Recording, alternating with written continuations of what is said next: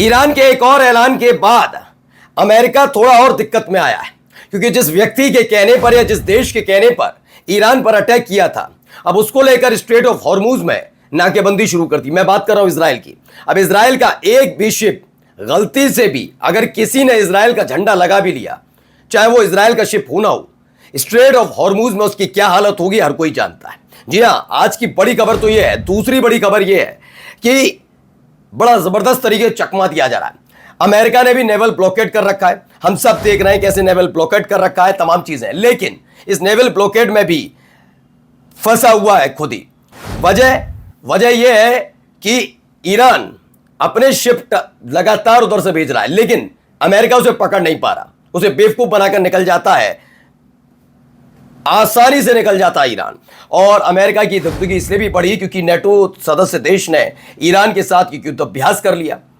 और अगर यह हुआ तो अमेरिका क्यों बेचैन है और कैसे फटकार पड़ रही है अमेरिका के रक्षा मंत्री को, उन्हीं के देश के अंदर आमने सामने बिठाकर पूछा जा रहा है जीत का मतलब क्या होता है, जरा समझा तो पीठ एक से चेहरा देखने लायक था। नमस्कार, मैं हूं प्राज्वल गौतम और आप देख रहे हैं द लाइव टीवी।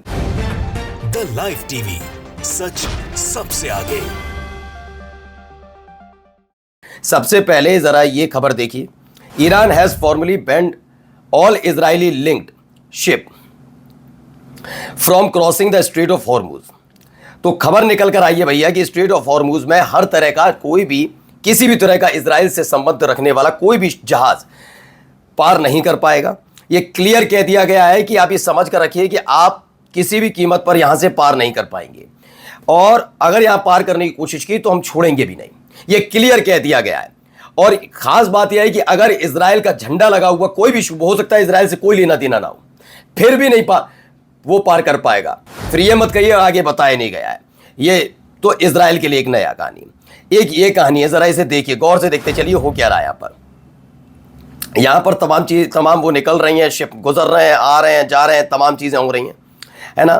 अब इन सब के बीच एक खबर और आ गई। खबर क्या निकल कर आई भाई? खबर ये निकल कर आई है कि ये जो स्ट्रेट ऑफ हॉर्मूज से लगातार शिप गुजर रहे हैं, उनमें से एक इराक का शिप गुजर गया। ये बाद में पता लगी अमेरिका को।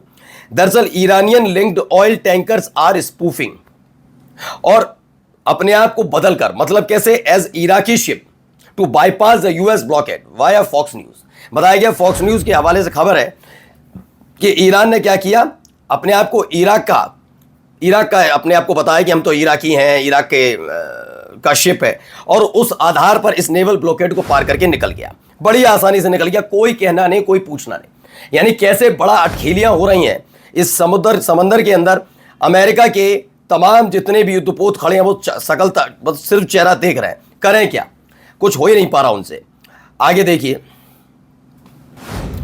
खबर निकल कर आई है according to the US state. क्या है? अमेरिका की तरफ से एक खबर है, पहले देखिए। ये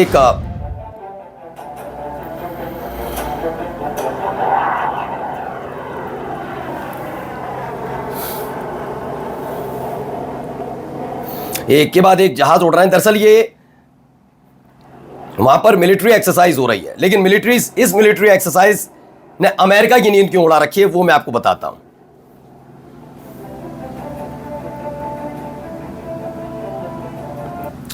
तो इसमें बताया गया है according to the United State यानी अमेरिका के मुताबिक ईरान और तुर्की को एक साथ सैन्य अभ्यास करते देखा गया, और यह अमेरिका के लिए बड़ा झटका है। अमेरिका के लिए बड़े झटके के तौर पर माना जा रहा है।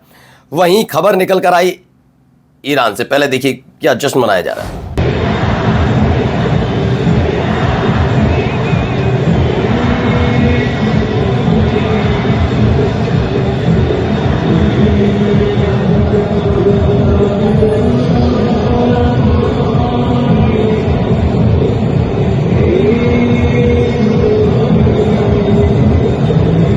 लगातार इस तरह की रैलियां निकाली जा रही, मतलब आप सोचिए। ये देखिए, और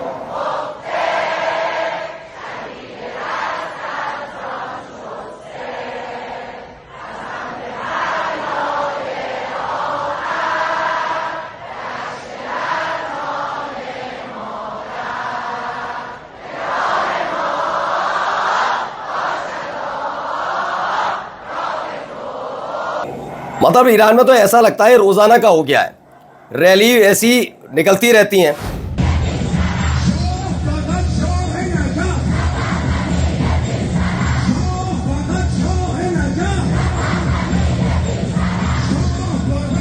बकायदा ड्रोन वगैरह, मतलब अंदाजा लगाइए ड्रोन है, मिसाइल्स हैं, उनकी नुमाइश की जा रही है इस इलाके में पूरे में।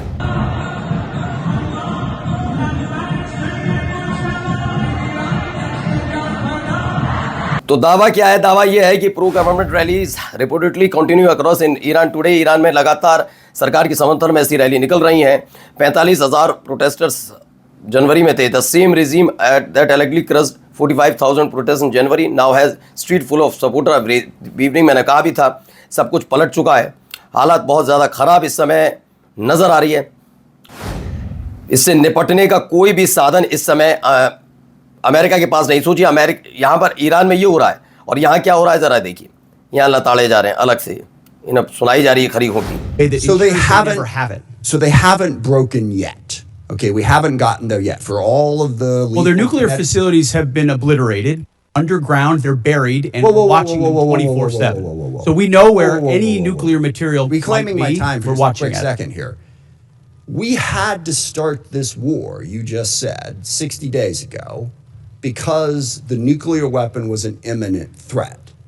Now you're saying that it was completely obliterated? They had not given up their nuclear ambitions, and they had a conventional shield of thousands So of missiles. Operation Midnight They're at the Hammer weakest accomplished moment. nothing of substance. It You're left us missing- at you're exactly missing the the same point. place we were before. So Their, much so their that we had to facilities start were a bombed, war. and तो एक से this nuclear facility has been obliterated. इसमें तो रोकते हैं उनको, ये क्या है? ये जब युद्ध शुरू हुआ था, you just said because the nuclear weapon was an imminent threat. Now you are saying it was completely obliterated, यानी फटकार पड़ रही। मैंने कहा ना, आप ये सोचकर अगर आप ये चल रहे हैं कि अमेरिका में हैं, सरकार में है, ट्रम्प जो चाहेगा, जैसा चाहेगा, जिस पे चाहेगा हमला कर देगा, तो ये संभव नहीं होता है।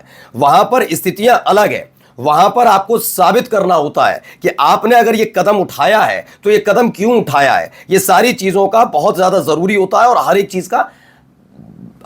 चीज का हिसाब देना होता है। ट्रंप और पुतिन के बीच 1.5 घंटे चली फोन पर बातचीत। ईरान के परमाणु कार्यक्रम और युद्ध विराम समेत इन तमाम मुद्दों पर चर्चा हो रही है कि कैसे इसका समाधान निकाला जाए। और मैं पहले भी बता रहा हूं कि अमेरिका इस पूरे युद्ध में खुद फंसा हुआ है, इसीलिए वो किसी भी कीमत पर बाहर निकलने के लिए उत्सुक है कि कैसे भी इस पूरे युद्ध से बाहर निकला जाए।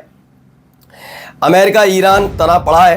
क्या कुछ कहा जा रहा है इसमें बताया कि नौसैनिक नाकेबंदी की चेतावनी से वैश्विक चिंता गहराई। अमेरिका और ईरान के बीच तनाव तेजी से बढ़ गया। व्हाइट हाउस संकेत दिए हैं कि वह ईरानी बंदरगाहों की लंबी अवधि तक नौसैनिक नाकाबंदी बनाए रखने के लिए तैयार है, जिसे मौजूदा भू राजनीतिक टकराव में बड़ा उछाल माना जा रहा है। पेंटागन के आकलन के मुताबिक इस अभियान की वित्तीय लागत $25 अरब से ज़्यादा हो चुकी है, जो इसकी व्यापकता और अवधि को दर्शाती है। अमेरिकी राष्ट्रपति डोनाल्ड ट्रंप ने कड़े रुख में कहा कि यदि ईरान अपने परमाणु कार्यक्रम पर अड़ा रहा तो किसी भी समझौते की संभावना नहीं है।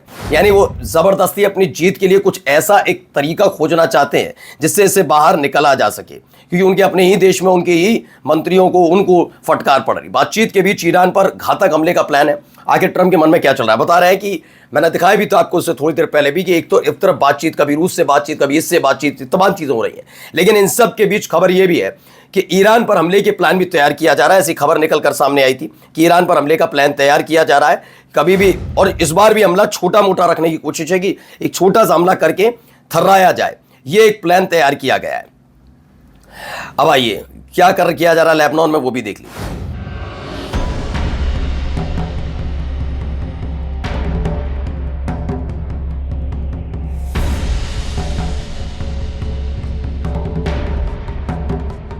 देख रहे हैं एक के बाद एक हमले ये लेबनान में हो रहे हैं लगातार। बेंजामिन नेतन्याहू से डाल भी रहे हैं ट्विटर पर भाई अपने, ये देखिए ऐसे हमले किए जा रहे हैं, ये हालात पैदा हो रहे हैं। नमस्कार। द लाइव टीवी, सच सबसे आगे।